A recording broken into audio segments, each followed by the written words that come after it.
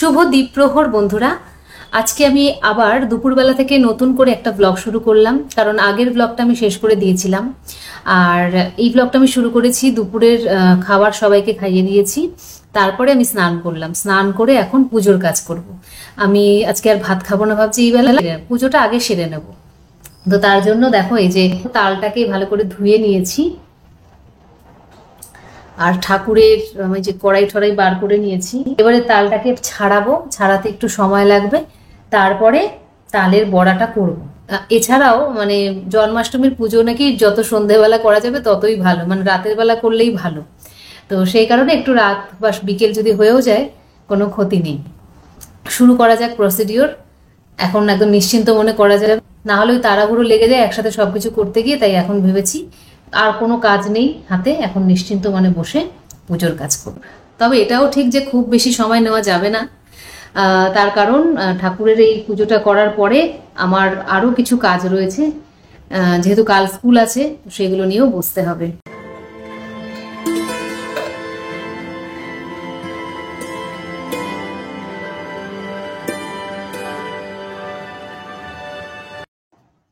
আর ছেলে তো বাড়ি চলে এসেছিল, তোমরা জানো।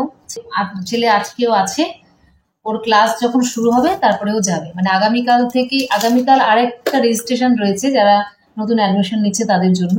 তারপর ওর ক্লাস মাইট বি স্টার্ট হবে।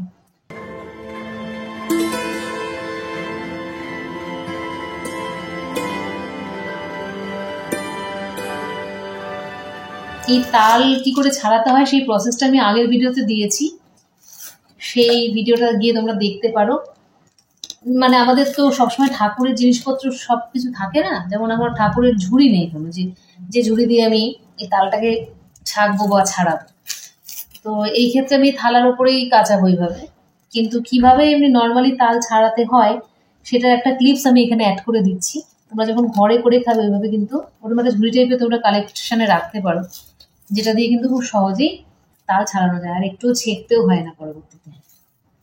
দেখো এই ঝুড়ি তো নিয়েছি এইভাবে, আর এই যে তালের আটিগুলো না ছাড়িয়ে নিয়েছি খোসা থেকে, এগুলোকে একটু জল দিয়ে ভিজিয়ে রেখেছিলাম। তারপরে এবার আমি এখানে ঘষবো, জাস্ট এভাবে ঘষে যাবো। এই দেখো তালটা এইভাবে জাস্ট কাইগুলো নেওয়া হয়েছে। তো এতক্ষণ দেখলে যে ঘরে তালের বড়া করলে আমি তালটাকে কিভাবে ছাড়াই, এখন কিন্তু আমি এই তালের খোসাটা ছাড়িয়ে নেওয়ার পর এই থালাটার ওপরে জাস্ট কাচিয়ে কাচিয়ে নিয়ে কাই বা কাঁধগুলো বার করে নেবো। এই দেখো 3টে আটি হয়েছে, আমি ঠাকুরের পুজোর জন্য একটা আটি করবো আপাতত।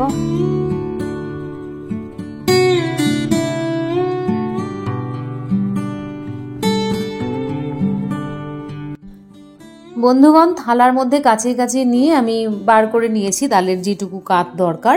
আর খোসাটাকে কিন্তু আমি এইভাবে নিয়ে এখন বাইরে ফেলে দিচ্ছি, কারণ তালে প্রচণ্ড নোংরা হয়, ঘর আঠা আঠা হয়ে যায়। তো এবারে দেখো আমি কীভাবে করছি। একটুখানি সুজি নিলাম, সুজি থেকে ময়দার পরিমাণটা একটুখানি বেশি দিতে হবে। মানে মনে করো সুজি যদি দাও 3 ভাগ, তাহলে ময়দা দেবে 4 ভাগ, আর দেবো একটু চিনি, ব্যাস। এই সমস্ত উপকরণ একসাথে দিয়ে তালটাকে খুব সুন্দর করে মাখিয়ে নেব। মাখানো হয়ে গেলে যখন দেখবো বেশ ডুমো ডুমো বড়ার আকারে আমি ছাড়তে পারবো, সেরকম অবস্থায় আমি রেখে দেবো। তারপরে কড়াইতে তেল গরম হলে একটা একটা করে দেব আর ভাজবো। এইভাবেই কিন্তু ইজিভাবে তালের বড়া একটা সুস্বাদু খাবার রান্না করা যায়। কড়াই বসিয়ে দিয়েছি, তেলও গরম হয়ে যাচ্ছে, আর আমার তো এই তালের যে তাল ব্যাটারটা বানানো হয়ে গেছে। এবার আমি এই তেলটা একটু গরম হতে ফ্লেমটা মিডিয়াম করে দেবো, দিয়ে তারপর একটা একটা করে বড়া ছাড়বো।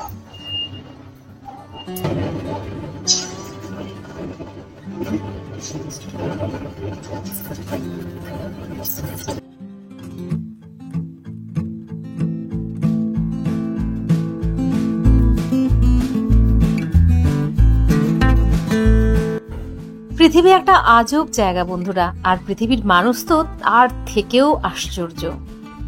আমার একটা হবি আছে যে নতুন নতুন মানুষদের যখন ধরো কাছাকাছি আমি কোনো কাজ করি বা কাছাকাছি থাকি, কাজের সূত্রেই বলো বা কোনো কারণবশত মানে বেশ কিছুটা অবজার্ভ করতে পারি আর কি, তখন আমি খুব মন দিয়ে অবজার্ভ করি। এবং অবজার্ভ করতে করতে অনেক কিছু শিখি, কারণ আমরা তো বেসিক্যালি অবজার্ভ করে বা কপি করেই শিখি। যতই আমরা বলি না কেন আমরা ইউনিক আইডিয়া বার করেছি, আমরা এই সেই, কিন্তু ম্যাক্সিমামটাই থাকে আমাদের কপি। কেউ যদি বিষয়টা অস্বীকার করতে চাও তাহলে বলি যে বাচ্চা কখনো কথা শোনেনি কারোর, ধরো জঙ্গলে মানুষ হয়েছে, সেও কিন্তু কথা শেখে না, সেও পশুদের মতো বিহেভিয়ার করে। আমি অ্যাকচুয়ালি মানুষের যে মনস্তাত্ত্বিক দিকটা সেইটা বোঝার চেষ্টা করি, তো মোটামুটি এখন বুঝতে পারি মানে কে কি জন্য কি করছে সব বুঝতে পারি। আর সেই জন্য না মাঝে মাঝে আমি আমার নিজের ইমোশনটাকে না ঠিক করে প্রকাশ করি না, একদম ব্ল্যাঙ্ক রাখি নিজেকে। আসলে আমি মনে প্রাণে এটা বিশ্বাস করি, বা এটা রিয়েল ফ্যাক্টও, যে আমরা আমাদের যা আপব্রিঙ্গিং থাকে বা যে পরিবেশে আমরা বড় হই বা যা বংশগতি থাকে বা যাদের যাদের দেখে আমরা শিখি, মানে সবাইকে দেখে আমরা কিন্তু শিখি না। মনে করো আমার চারপাশে অনেকগুলো মানুষ আছে, কিন্তু আমি আদর্শ কিন্তু 2-1জনকেই বানিয়ে ফেলবো, আবার অন্য কেউ হয়তো আদার্স কাউকে আদর্শ বানিয়ে ফেলছে বা তার থেকে কিছু শিখছে। তো সেই কারণে আমাদের চিন্তা শক্তিও এক নয়। তো আমি মনে করি যেই ব্যক্তিটা ওই রকম ধরনের আচরণ করছে, ভালো হোক বা খারাপ হোক, সেই জায়গায় যদি আমি থাকতাম, মানে অ্যাজ ইট ইজ ওই রকমই চারিপাশের জিনিসপত্র আমার উপর প্রভাব বিস্তার করতো তার মতোই, তাহলে আমি ঠিক একই বক্তব্যটা করতাম। তো সেই কারণে কেউ যদি খারাপও কিছু বলে আমার রাগ তো হয়ই না, বরং মনস্তাত্ত্বিক দিকটা ভাবি। আবার কেউ যদি ভালো কিছু, মানে এমন কিছু বলে যেটা আমার ভাবনারও বাইরে, তখন তার থেকে শিখি। বন্ধুরা দেখো, এই যে তালের বড়া আর মালপোয়া মোটামুটি আমার রেডি, আর কিছুটা ভাজা হচ্ছে এখনো। এইসব করতে করতে বেশ সন্ধে হয়ে গেছে। তো আমি এবার চলে এসেছি, সাজিয়ে গুজিয়ে নিয়েছি, একটা আসন সাজিয়েছি প্রথমে, তারপরে আমার রাধাকৃষ্ণকে স্নান করিয়ে নতুন জামা কাপড় পরিয়ে দিয়েছি, আর তারপরে এই যে মালা, বেলকুড়ির মালা এনেছিল, সেই মালা পরিয়ে দিলাম। আর তাছাড়া এমনি সামান্য যে ফুল, বেলপাতা, তুলসী পাতা, এই সমস্ত সহযোগে আমি নিজের মতো করে রাধাকৃষ্ণের পুজো একসাথে করে নিলাম। তো এই দেখো আমি সাজিয়ে দিয়েছি, যেটুকু আমার সাধ্যে কুলিয়েছে সেইটুকু। ফল, মিষ্টি এই সমস্ত দিয়ে আমি একদম ভক্তি সহযোগে রাধাকৃষ্ণের পুজো করলাম। আমি ভেবেছিলাম একটু শাড়ি পরবো, জানো তো, সকালবেলা যেহেতু একবার শাড়ি পরা হয়েছে, সেই কারণে সেই ধকলটা আর নিতে পারলাম না। আর তাছাড়াও সন্ধে হয়ে গেছে, তাড়াতাড়ি করে পুজোর জোগাড় করে পুজোটা দেব, সেই কারণে আর শাড়ি পরা হলো না। তো যেই জামাটা পরেই আমি সমস্ত জোগাড় যন্ত্র করেছি সেটা পরেই পুজো দিয়ে দিলাম। যাই হোক, আসল ভক্তি তো মনে, বলো। আর শাড়িটারি পরে দেরি করে সময় নষ্ট করে লাভ নেই, তাড়াতাড়ি করে পুজো টুজো করে নিই, নাহলে শরীর আবার ছেড়ে দেবে। অনেকক্ষণ ধরে কাটাকাটনি করছি, তো রেস্ট যদি একবার শরীর চায় তাহলেই তো হয়ে গেল। তো রেস্ট দেবো একেবারে পরে। দেখো পুজো টুজো আমার সমস্ত কমপ্লিট হয়ে গেছে, এবারে প্রসাদগুলো দেবো, আমার বাড়ির লোকজনকেই দেবো, এমনি বাইরের কাউকে বলাও হয়নি বা কাউকে প্রসাদ দেওয়াও হয়নি।